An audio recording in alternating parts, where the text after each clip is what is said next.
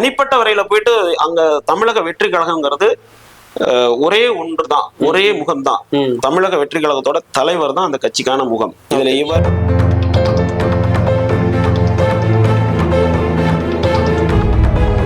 தமிழக வெற்றி கழகத்தை பொறுத்தளவுக்கு அதனோட தலைவர் தளபதி விஜய் அவர்களோட மனசுல இருக்கிற ஒரு விஷயம், இது வந்து வெறுமனே வந்து ஆட்சியாளர்களை மாற்றுவது அல்ல. இந்த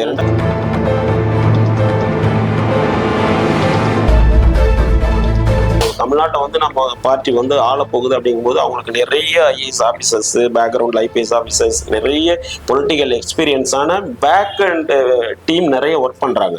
இது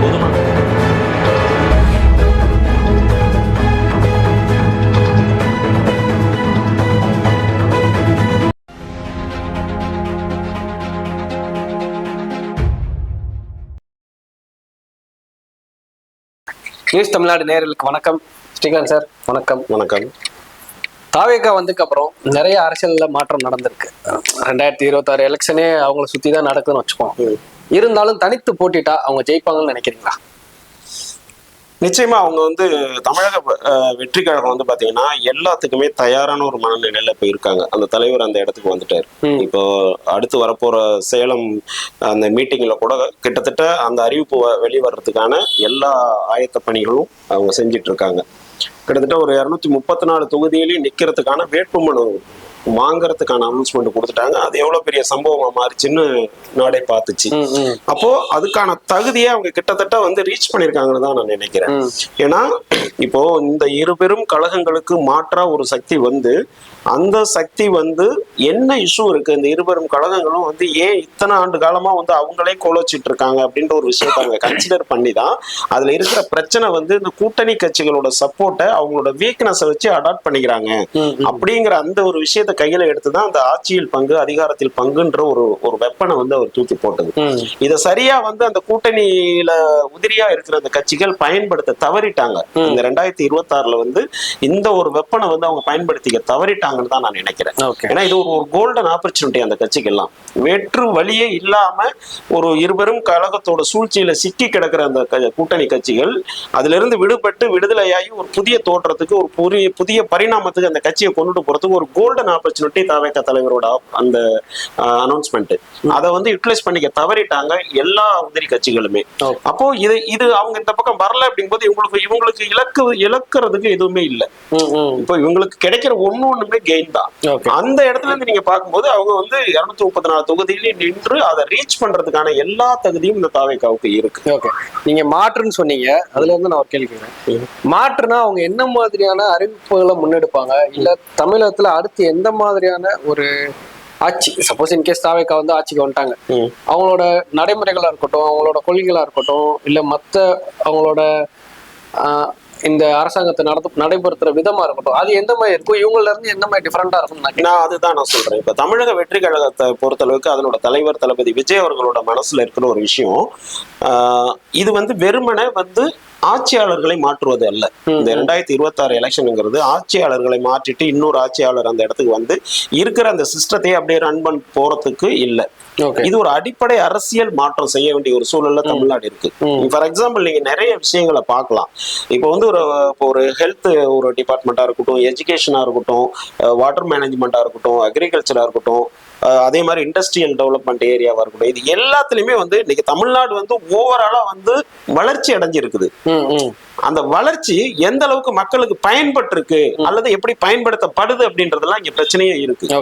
இப்ப நீங்க பாத்தீங்கன்னா ஒரு ஹெல்த் டிபார்ட்மெண்ட் எடுத்துக்கிட்டா கிட்டத்தட்ட வந்து நம்மகிட்ட ஒரு 30,000 அரசு மருத்துவர்கள் இருக்காங்க. கிட்டத்தட்ட வந்து ஒரு 2500 மெயின் ஹாஸ்பிட்டல்ஸ் இருக்கு. அது இல்லாம ஒரு 2100 பிரைமரி ஹாஸ்பிட்டல்ஸ் இருக்கு. இவ்வளோ இன்ஃப்ராஸ்ட்ரக்சர், இவ்வளோ ஒரு மேன் பவரை வச்சு ஒரு கவர்மெண்ட் ரன் பண்ணும் போது எதற்கு வந்து கிட்டத்தட்ட ஒரு மலிவு இது மாதிரி விளைஞ்சு கிடக்குது பிரைவேட் ஹாஸ்பிட்டல்ஸ். இது எப்படி வந்தது? இன்னைக்கு இப்போ ஒரு சாமானிய ஒரு மனிதன் வந்து அவனுக்கு வர்ற ஒரு நோய்க்கு கவர்மெண்ட் ஹாஸ்பிட்டல் நாடாம பிரைவேட்டுக்கு போகக்கூடிய ஒரு சூழ்நிலையை இந்த இருவரும் கழகங்கள் இத்தனை ஆண்டு காலம் ஆண்ட போது கூட அது எந்த மாற்றமும் இல்லாம அப்படியே தானே இருக்கு. இது ஒரு ஹெல்த்ல நான் சொல்றேன். அதே மாதிரி எஜுகேஷன் நீங்க எடுத்துக்கலாம். இப்ப கிட்டத்தட்ட ஒரு 12,000 ஸ்கூல்ஸ் இருக்கு. கிட்டத்தட்ட வந்து ஒரு நம்மளோட கவர்மெண்ட் காலேஜஸ் அவ்வளோ காலேஜஸ் இருக்கு, எவ்வளோ இன்ஃப்ராஸ்ட்ரக்சர் எக்கனாமிக்கலா, அதே மாதிரி அதுக்கான மேன் பவர், இப்படி எல்லா சாத்தியக்கூறுகளும் நம்ம கிட்ட இருக்கும்போது பிரைவேட் காலேஜஸும் கிட்டத்தட்ட ஸ்கூல்ஸும் பிரைவேட் ஸ்கூலும் இப்படி வந்து உங்களுக்கு மலிந்து கிடக்குது தமிழ்நாடு முழுக்க. அப்போ இந்த பொருளாதார ஏற்றத்தாழ்வு எல்லா விதத்திலையும் இப்போ எல்லாருக்கும் எல்லாமும் அப்படிங்கிறது வெறுமனே ஒரு சாதாரணமா ஒரு இலவசம் கொடுக்கறதுல ஒரு 1000 ரூபாய் பணம் கொடுக்கறதுல இல்ல. கல்வியில, பொருளாதாரத்துல, உணவுல, உடையில, வேலை வாய்ப்புல, அத்தனையிலையும் வந்து எல்லாருக்கும் எல்லாமும் இருக்கணும்.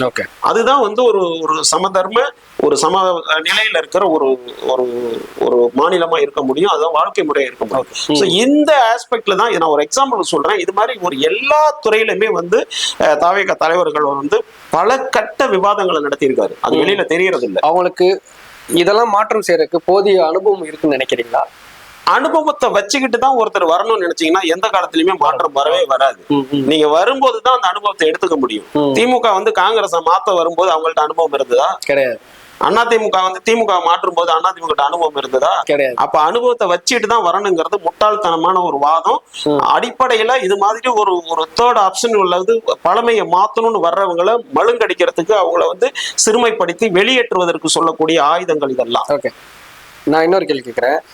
இவ்வளவு நாள் இந்த ஆட்சி மாற்றம் நடந்துகிட்டே தான் இருக்கும், ஆனா அதிகாரிகள் வந்து யாரும் மாற மாட்டாங்க. அந்த அதிகாரிகள் தான் வந்து இந்த கவர்மெண்ட் வந்து ரன் பண்ணுவாங்க. இப்போ தாவேக்கால இருந்து ஒரு ஆட்சிக்கு வந்துட்டு அவங்க வந்து இந்த மாதிரி சிஸ்டத்தை வந்து கம்ப்ளீட்டா வந்து சேஞ்ச் பண்ணும்போது அதிகாரிகள் வந்து அவங்களோட இதுக்கு அடாப்ட் ஆவாங்களா மாட்டாங்களா? இல்ல, அதிகாரிகள் வந்து எப்போதுமே வந்து ஆட்சியாளர்களுக்கு கீழே இருக்கிறவங்க தான். நீங்க வெறுமனே ஆட்சியாளர்கள் என்பவர்கள் வந்து ஒரு ஹெட் ஆஃப் த டிபார்ட்மெண்ட், அதுக்கு கீழே இருக்கிற அத்தனை பேருமே வந்து அதிகாரிகள் தான். ஒரு IAS செக்ரட்டரியில ஆரம்பிச்சு அடுத்த நிலை கடைநிலை ஊழியர்கள் வரையிலே அதிகாரிகள் தான் அந்த கவர்மெண்ட்டை நடத்துறாங்க. ஆனா அவர்களை செயல்படுத்துவது வந்து யாருன்னு கேட்டீங்கன்னா மினிஸ்ட்ரி. அது அவங்களை கண்ட்ரோல் பண்றது CM. இதுதான் அந்த ஸ்கெலிட்டன். அப்போ அந்த அதிகாரிகள் எப்போதுமே, அதாவது எல்லா அதிகாரிகளும் கெட்டவர்கள் கிடையாது, எல்லா அதிகாரிகளும் நல்லவர்கள் கிடையாது. எல்லா டிபார்ட்மெண்ட்லயும் இருக்காங்க.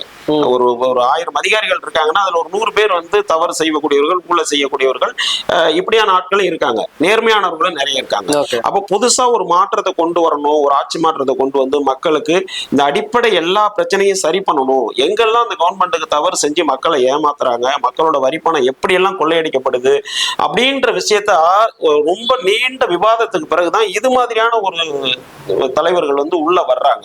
அப்ப அவங்க வரும்போது எந்தெந்த அதிகாரிகளை எந்தெந்த துறைக்கு போடணும், அப்ப அதுக்கு அவங்க எலிஜிபிலிட்டியா இருக்காங்களா, அப்ப அதுல இருக்கிற நடைமுறை சிக்கல்கள் என்ன, இந்த என்ஜின் வந்து போறதுக்கு எங்கெங்கெல்லாம் தடைகள் இருக்குது, அப்ப அதையெல்லாம் சரி பண்ணக்கூடிய இடத்துலதான் புதிதா வர்றவங்க அதை ஆலோசிச்சுதான் செய்வாங்க. அப்ப இதுக்கு அனுபவம்ங்கிறது ஒரு விஷயம் கிடையாது, வரும்போதுதான் அனுபவம். நீங்க வரும்போதே கட்டையை போட்டு தடுத்துட்டு நாமளே அந்த இடத்துல உட்காந்து பெஞ்சை தேத்துக்கிட்டே இருக்கலாம் அப்படின்னா அது நடக்காது. எல்லா சாம்ராஜ்யங்களும் எல்லா பேரரசுகளும் எப்போதோ ஒரு நாள் தகர்க்கப்பட்டிருக்கிறது, யாரோ ஒருவரால் அகற்றப்பட்டிருக்கிறது. அந்த மாதிரி தான் இது. இந்த 26ங்கிறது அகற்றப்படுறதுக்கான சரியான வாய்ப்பா தமிழக வெற்றி கழகம் வந்திருக்கு அப்படின்னு தான் நான் பாக்குறேன். தாவேக்கா தலைவர் விடுங்க, அவங்களோட பொதுச் செயலாளர் திரு புஷி ஆனந்த் அவர்களின் செயல்பாடுகள் எப்படி இருக்கு? இல்ல, அது தனிப்பட்ட வரையில போயிட்டு அங்க தமிழக வெற்றி கழகம்ங்கிறது ஒரே ஒன்றுதான், ஒரே முகம்தான். தமிழக வெற்றி கழகத்தோட தலைவர் தான் அந்த கட்சிக்கான முகம். இதுல இவரு புஷி ஆனந்த் அவர்கள், செங்கோட்டையன் அவர்கள், ஆதவர்ஜுன் அவர்கள், நிர்மல்குமார், ராஜ்மோகன் அப்படின்னு நம்ம பிரிச்சு எல்லாம் அங்க பாக்குறதுக்கு எந்த வேலையும் கிடையாது. அங்க ஒற்றை முகம் தமிழக வெற்றி கழகத்தோட தலைவர் விஜய் அவர்கள் தான். தமிழக வெற்றி கழகத்துக்கு விழக்கூடிய ஒவ்வொரு ஓட்டும் அந்த வெற்றி தலைவர் விஜய் அவர்களுக்கு விழக்கூடிய ஓட்டு தான். அதனால இந்த நிலையில வந்து ஒவ்வொருத்தர் செயல்பாடை பத்தி நம்ம பேசணும், அதை விமர்சனம் பண்றங்கிற அவசியமே இங்க இல்ல.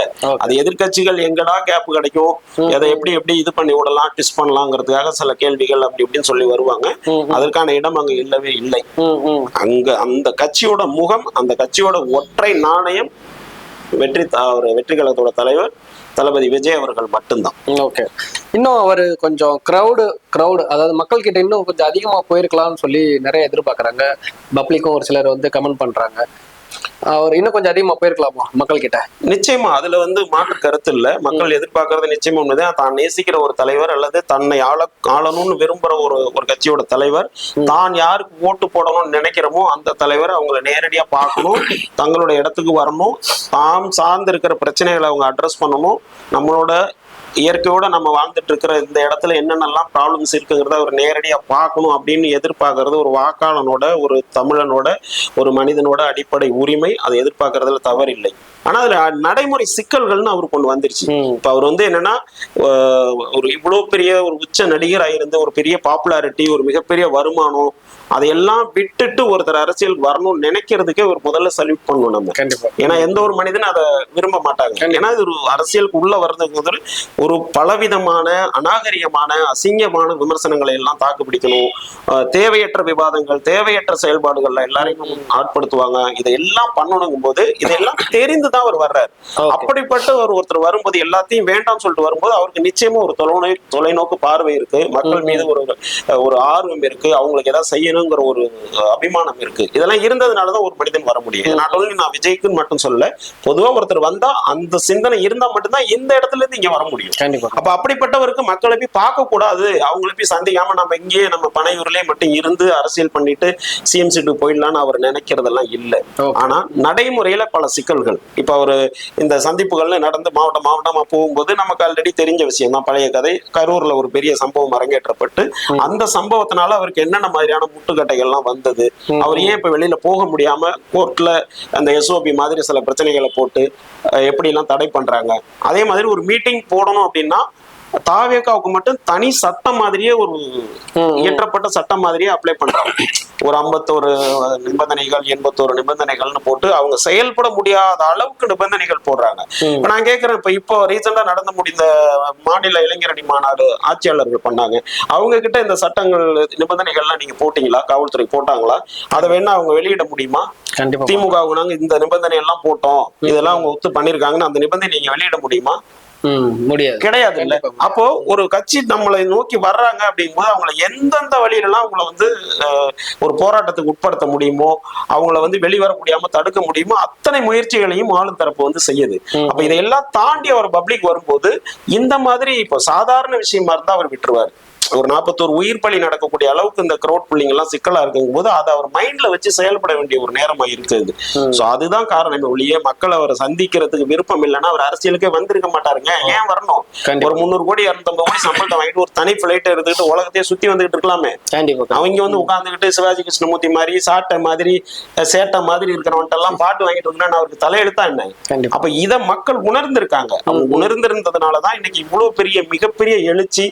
ஒரு சிங்கிள் அழைப்பு, ஒரு அவரோட ஸ்டேட் அழைப்பு கூட இல்ல, ஒரு அறிக்கைக்கு இன்னைக்கு பல லட்சம் பேர் கூடுறான் அப்படின்னா அந்த அபிமானம் தான், அந்த ஆர்வம் தான், அந்த ஒரு எதிர்பார்ப்பு தான் இன்னைக்கு அவங்கள வந்து இண்டிவிஜுவலா நின்று கூட நாங்க ஜெயிக்க முடியும் அப்படிங்கிற இடத்துக்கு தள்ளி இருக்கு. ஓகே, நாளைக்கு அவங்க ஆட்சிக்கு வந்துட்டாங்கன்னா அவங்களோட சட்டங்கள் வந்து கடுமையா இருக்குமா, இல்ல சட்டங்கள்லாம் எந்த மாதிரி இருக்கும்? ஊழலை வந்து நான் பண்ணவே மாட்டேன்னு சொல்லியிருக்காரு. இன்கேஸ் அவங்க கட்சியிலயோ இல்ல வேற யாரோ ஊழல் பண்ணாங்கன்னா அவங்க அதை எப்படி ஹேண்டில் பண்ணுவாங்க?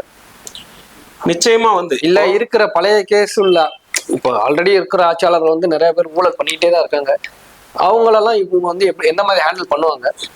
அது வந்து கொள்கை சார்ந்த நிறைய அரசு சார்ந்த நிறைய திட்டங்கள் அறிவிப்புகள்லாம் அவங்க செய்வாங்க. நிச்சயமா இப்போ ஒரு இடத்துக்கு வந்து தமிழ்நாட்டை வந்து நம்ம பார்ட்டி வந்து ஆள போகுது அப்படிங்கும்போது அவங்களுக்கு நிறைய IAS officers, background IPS officers, நிறைய பொலிட்டிக்கல் எக்ஸ்பீரியன்ஸான பேக் அண்ட் டீம் நிறைய ஒர்க் பண்றாங்க.